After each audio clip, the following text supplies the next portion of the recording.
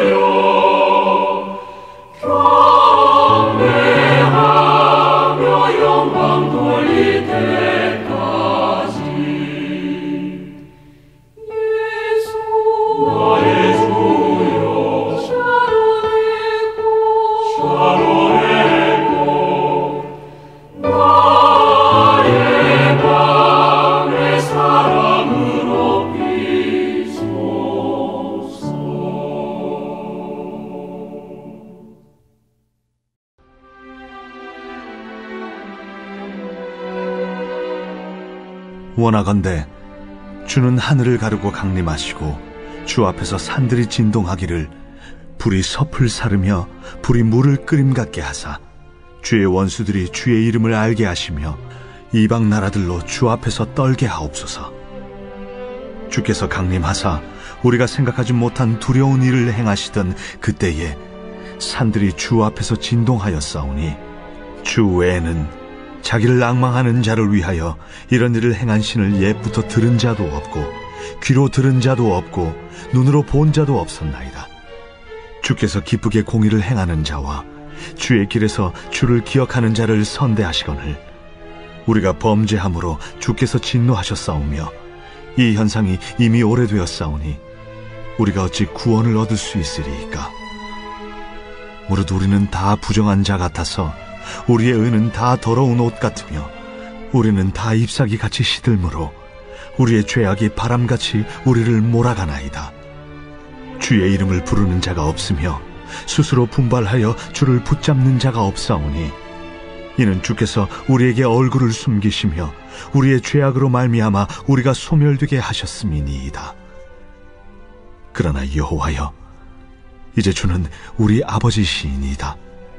우리는 진흙이요 주는 토기장이시니 우리는 다 주의 손으로 지으신 것이니이다. 여호와여, 너무 분노하지 마시오며 죄악을 영원히 기억하지 마시옵소서. 구하오니 보시옵소서, 보시옵소서. 우리는 다 주의 백성이니이다. 주의 거룩한 성읍들이 광야가 되었으며 시온이 광야가 되었으며 예루살렘이 황폐하였나이다. 우리 조상들이 주를 찬송하던 우리의 거룩하고 아름다운 성전이 불에 탔으며 우리가 즐거워하던 곳이 다 황폐하였나이다. 여호와여, 일이 이러하거늘 주께서 아직도 가만히 계시려 하시나이까? 주께서 아직도 잠잠하시고 우리에게 심한 괴로움을 받게 하시려나이까?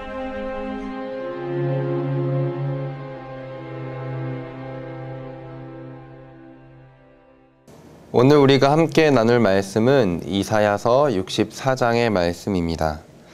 우리가 가진 성경책을 보면 63장 15절부터 64장 끝절까지 하나의 같은 주제로 묶여 있는 것을 볼 수가 있죠. 그 소제목을 보니까 아마 성경책에 자비와 사랑을 구하는 기도라고 나와 있을 겁니다. 이사야서에 등장하는 남은 자들이 여호와를 향해 간절한 기도를 고백하는 부분이 바로 이 부분인 것이죠. 원문에 보면 64장을 이렇게 크게 두 부분으로 나누고 있는데요. 하나는 1절부터 7절까지이고 다른 하나는 8절부터 12절까지 이렇게 두 부분으로 원문에서는 나누고 있습니다. 그러나 저는 여기에서 하나를 더 추가해서 1절부터 4절까지 또한 5절부터 7절까지 8절부터 12절까지 이렇게 셋으로 구분해서 살펴보고자 합니다. 본격적으로 말씀을 나누기 이전에 한 속담을 좀 생각해 보려고 하는데요. 속담 중에 똥 묻은 개가 겨 묻은 게 나무란다 라는 속담이 있습니다. 제가 이 속담의 뜻을 알고 있지만 한번 정확한 파악을 위해서 네이버에서 한번 검색을 한번 해봤습니다. 그때 어린이 백과사전에 이제 이 속담에 대한 설명을 이렇게 하나의 그림으로 이렇게 표현하고 있었는데요.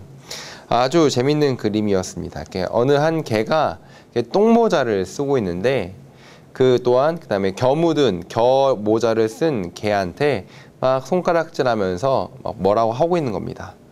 그랬더니 그 주변에 있는 생쥐와 그다음에 고양이가 똥모자를 쓴 개를 향해서 냄새난다라면서 코를 막고 있는 하나의 그림이었습니다. 너 지저분하다, 좀 깨끗이 하고 다녀 라는 모양의 글귀도 있었죠. 아무튼 이렇게 이 속담을 아주 정확하게 설명하고 있다라고 생각을 하는데요. 그리고 어쩌면 이 속담, 똥 묻은 개가 겨 묻은 개 나무란다 라는 이 속담이 64장 1절부터 4절까지의 내용일 수도 있겠다라고 생각합니다. 다른 것은 무엇이냐면 5절과 6절 또는 7절에서는 스스로에게 더러움이 가득하다라는 것을 깨닫고 다른 사람을 향해 손가락질하던 것을 멈추었다라는 것이 다른 부분이겠죠. 1절부터 4절까지의 내용을 보면 남은 자들은 여호와께 간절히 구하고 있습니다. 1절과 2절에 보니까 주는 하늘을 가르고 강림하시고 주 앞에서 산들이 진동하기를 불이 섭을 사르며 불이 물을 끓임 같게 하사라고 간구하고 있죠. 1절과 2절의 내용을 딱 들었을 때 어떤 내용이, 어떤 생각이 떠오릅니까? 하늘을 가르고 강림하시는 여호와 하나님. 그 여호와의 강림 앞에 산들도 떨고 진동하며 불이 뗄나무들을 태워버리고 물도 불 앞에서 팔팔 끓어버리는 그러한 모습들, 듣기만 해도 정말로 위대하시고 능력이 크신 여호와 하나님이심을 우리가 상상해 볼 수가 있습니다. 그런데 남은 자들이 여호와의 큰 위엄과 능력을 선포하는 데는 다 그 이유가 있었는데요. 주의 원수들이 주의 이름을 알게 해달라는 겁니다. 이방 나라들이 주님 앞에 두려워 떨게 해달라는 것입니다. 우리 여호와 하나님 이런 분이시야, 이렇게 위대하시고 능력이 많으신 하나님이시다라는 것을 이방과 원수들에게 딱 보여주려고 지금 이 남은 자들이 이렇게 구하고 있는 것입니다. 왜 어린아이들이 이게 놀이터에서 놀다가 서로 싸우게 되면 이제 이런 말을 하곤 합니다. 나 집에 중학생 형 있어 라고 이렇게 이야기를 하죠. 이 이야기를 하면서 더 강한 힘과 우리보다 더 힘이 세거나 아니면 그런 존재를 전면에 내세우는 모습을 어린아이들의 싸움에서 볼 수 있습니다. 마치 그런 것처럼 지금 남은 자들이 자신들을 억압하는 원수와 또한 이방 앞에서 능력의 하나님을 보여주고 있는 것이죠. 그런데 이렇게 막 말을 하려고 하는데 문득 요즘 말로 현타가 오는 겁니다. 그러니까 현실 자각 타임이라고도 하는데요. 4절에서 이렇게 이야기하죠. 주 외에는 자기를 앙망하는 자를 위하여 이런 일을 행한 신을 옛적부터 들은 자도 없고 귀로 들은 자도 없고 눈으로 본 자도 없었나이다. 주님을 앙망하는 자들을 위해서 이런 큰 위엄을 보이시는 분이 여호와 하나님이신데 바로 그런 신을 옛날부터 들은 사람도 없고 귀로 들었다는 사람도 없고 눈으로 본 사람도 없다라고 말하는 것이죠. 그런데 문득 생각나는 게 주를 앙망하고 있는 그 상태여야지 이런 것을 누릴 수 있고 볼 수 있는 건데 이렇게 말하고 있는 남은 자들이 지금 주를 앙망하고 있는 상태가 아니었다는 거죠. 자기 자신의 상태는 실제로 남유다 백성들이 포로로 끌려가고 또한 원수들과 또한 이방 여러 나라들에게 모진 고통과 고난을 받은 것은 그 남유다 백성들이 하나님을 향해 불순종하였고 죄악을 저질렀다는 것에 있지 않습니까? 그러한 자신들의 모습을 너무나도 잘 아니까 4절에서 주를 앙망하는 자들을 위해 그 위엄을 보이셨다는 하나님을 차마 입에 담기가 어려운 겁니다. 그래서 5절부터는 원수와 이방에 대한 언급이 아니라 범죄하고 부패하고 더러운 옷을 입고 있고 시들어버리고 또한 죄악이라는 바람에 이리저리 휘둘리고 있는 자신들의 모습을 고백하게 되는 거죠. 아니, 더욱 심한 자, 이방과 혹은 원수들과 어떤 동일한 심판을 받아야 되는 그 정도가 아니라 그들보다 더욱 심한 자였다라는 겁니다. 자신들의 한계를 마주한 이 남은 자들은 이제 7절에서 주의 이름을 부르는 자, 곧 주님을 찾는 자들이 그들 가운데 아무도 없었음을 깨닫고 고백하며 주님께 부디 얼굴을 숨기지 마시고 자신들을 향해 비출 것을 간구하게 됩니다. 이런 모습을 생각하고 있자니 예수님의 한 말씀이 떠올랐는데요. 당시에 죄인이라 손가락질 받던 세리와 예수님께서 함께 식사를 하시지 않았습니까? 그 모습을 보고 바리새인들은 예수님을 향해서 야, 어떻게 죄인들과 함께 식사를 할 수 있냐라고 수군대고 손가락질 했습니다. 그때 예수님께서는 이렇게 말씀하시죠. 건강한 자에게는 의사가 쓸데없고 병든 자에게야 쓸데있느니라. 그렇습니다. 자신이 건강한다고 생각하고 아무런 문제가 없다라고 생각하면 의사는 필요가 없습니다. 그리고 회복도 필요 없죠. 그러나 자신의 절망을 깨닫고 이 자신의 깊은 병에 대해서 이 병을 고칠 의사, 이 병을 깨닫는 사람은 이 병을 고칠 의사를 찾아가게 되어 있습니다. 그 절망에서 건져줄 누군가를 찾아다닌다는 것이죠. 마찬가지로 남은 자들은 자신들의 한계와 죄 또한 추악함을 마주하게 됩니다. 자신에게 아무런 소망도 없고 아무런 희망이 없음 알았을 때 그때 비로소 겸손하게 주님을 찾게 되는 것이죠. 이러한 한계를 마주하기 전에 하나님을 먼저 찾고 엎드리면 얼마나 좋겠습니까? 그러나 성경의 모든 역사, 또한 인류의 역사, 아니 멀리 갈 것 없이 우리의 개인의 삶을 통해서도 우리는 정말로 우리가 어려운 상황, 고난이 찾아오고 극심한 상황 가운데 처해야지 우리가 주님을 기억할 때가 너무나 많은 것 같습니다. 우리가 이러한 모습으로 나아가는 것이 아니라 평소에도 우리의 죄를 기억하면서 나의 한계를 기억하면서 먼저 하나님 앞에 나아가는 우리 모두가 되어야만 하는 것이죠. 이제 남은 자들은 자신의 한계를 마주했습니다. 이 모든 절망을 회복시킬 하나님을 이제 찾기 마련이죠. 그래서 8절부터는 주님께 엎드려 긍휼과 자비를 구하죠. 8절에서는 이렇게 간구합니다. 그러나 여호와여, 이제 주는 우리 아버지이시니다. 우리는 진흙이요 주는 토기장이시니 우리는 다 주의 손으로 지으신 것이니이다. 그러나 여호와여, 이제 주는 우리의 아버지십니다. 우리를 지으시고 만드시는 분은 바로 주님이시기에 주님은 우리의 아버지이십니다. 그러고는 9절에서는 구하죠.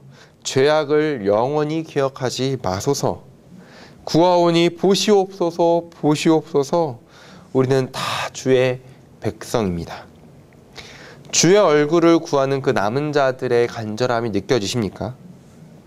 도무지 어떻게 할 수 없는 자신들의 깊은 죄 앞에 지금 남은 자들은 여호와만이 우리의 아버지가 되심을 고백하며 죄악을 기억하지 마시고 돌아봐 달라고 간구하고 있는 것이죠. 나아가 하나님을 찬양하던 거룩한 성읍, 성전들의 황폐함을 주님께 아뢰며 여호와께서 다시 한번 그들을 향해 얼굴을 돌리시기를 간구하고 있는 것입니다. 사랑하는 성도 여러분, 우리는 64장에 기록된 그 남은 자들의 간구를 통해서 두 가지 사실을 기억해야 된다라고 저는 생각합니다. 첫 번째는 무엇이냐면 우리는 하나님 앞에 온전하게 설 수 없는 죄악 덩어리, 부정한 자임을 매 순간 끊임없이 고백해야 합니다. 남은 자들이 주님 앞에 다시 한번 엎드릴 수 있었던 그 출발점은 자신의 추악함과 연약함, 내가 정말 주님을 앙망하는 자가 아니구나, 내가 원수와 이방에게 뭐라고 할 자가 아니구나, 내 죄가 이렇게 심각한 자이구나를 자각하는 것에서부터 시작되었습니다. 그럴 때, 자신의 죄를 고백했을 때, 자신의 더러움을 고백했을 때 비로소 하나님께 엎드리는 그 출발점, 회복의 출발점이 될 수 있었던 것이죠. 그렇게 우리는 매일 매 순간 우리의 강함을 이야기하고 우리의 온전함을 생각하는 것이 아니라 매 순간 우리의 연약함을 고백하고 주님께 우리의 죄를 아뢰야 하는 것입니다. 그럴 때 우리의 회복은 시작되기 때문이죠. 두 번째는 우리는 하나님의 돌보심을 구해야 합니다. 남은 자들이 하나님께 엎드려 구한 것은 아버지 되심을 고백하며 자신들을 돌아봐 달라는 간구였습니다. 오죽했으면 자신들을 봐주십시오, 봐주십시오 두 번이나 반복하면서 하나님의 얼굴을 구했겠습니까? 과거에 너무나도 많은 죄를 저질렀지만 다시 한번 돌아봐 달라는 그 간절한 요청이 지금 남은 자들에게는 있었던 겁니다. 다시 한번 돌아봐 달라. 하나님이여 우리를 기억하시고 우리에게 주의 얼굴을 다시 한번 돌이키소서. 이 간구가, 하나님을 향해 자신을 돌아봐 달라는 그 간구가 이 남은 자들에게는 간절한 기도의 제목이었던 것입니다. 이후에 남은 자들은 이제 나중에 살펴보겠지만 65장과 66장은 하나님께서 그 남은 자들의 기도를 들으시고 회복시키는 장면이 언급됩니다. 나의 죄를 고백했을 때 회복의 출발점은 시작되었고 하나님께 엎드려서 주의 얼굴을 간절히 구하고 나를 돌아봐 달라는 간구로 주 앞에 나아갔을 때 그들에게는 회복의 역사가 시작된 것입니다. 이 사실을 기억하면서 오늘 하루도 나의 죄를 고백함과 주의 얼굴을 구하고 주여 내가 이렇게 비록 죄인이지만 나의 죄를 기억하지 마시고 주의 얼굴을 나에게 보이소서라는 간절한 기도의 제목으로 오늘 하루 동안 승리하는 우리 모두가 되길 소망합니다. 기도하겠습니다. 사랑과 은혜가 풍성하신 하나님 아버지 은혜를 감사합니다. 남은 자들의 간구를 통하여서 우리의 죄를 매 순간 깨닫는 것이 얼마나 중요한 회복의 첫걸음이며 또한 주 앞에 나아갈 때 주의 얼굴을 구하며 주님의 돌아보심을 간구하는 것이 얼마나 중요한 것인지 우리가 함께 나누었습니다. 하나님, 이 땅 가운데 살아가면서 우리가 의도하던 의도하지 않든 여러 가지 죄악을 저지르지만 우리는 그것을 알지 못할 때가 너무 많습니다. 주님 아버지, 우리가 온전하게 서 있다라고 자신하지 말고 또한 자만하지 않고 늘 주님께 겸손히 엎드려서 우리의 죄를 매 순간 고백할 수 있는 우리 모두가 될 수 있도록 주의 인도하여 주옵소서. 우리의 죄를 고백할 때 주의 회복은 시작되고 우리의 죄를 고백하고 주 앞에 엎드릴 때 주의 얼굴이 우리에게 비출 것을 믿음으로 고백합니다. 그리하여서 회복을 경험하고 주 앞에 온전한 자로 점점 더 주님을 닮아갈 수 있는 우리 모두가 될 수 있도록 주의 인도하여 주옵소서.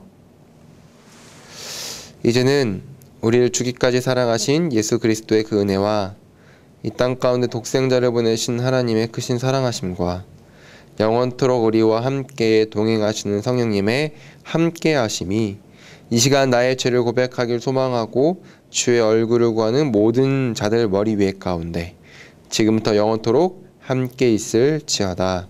아멘.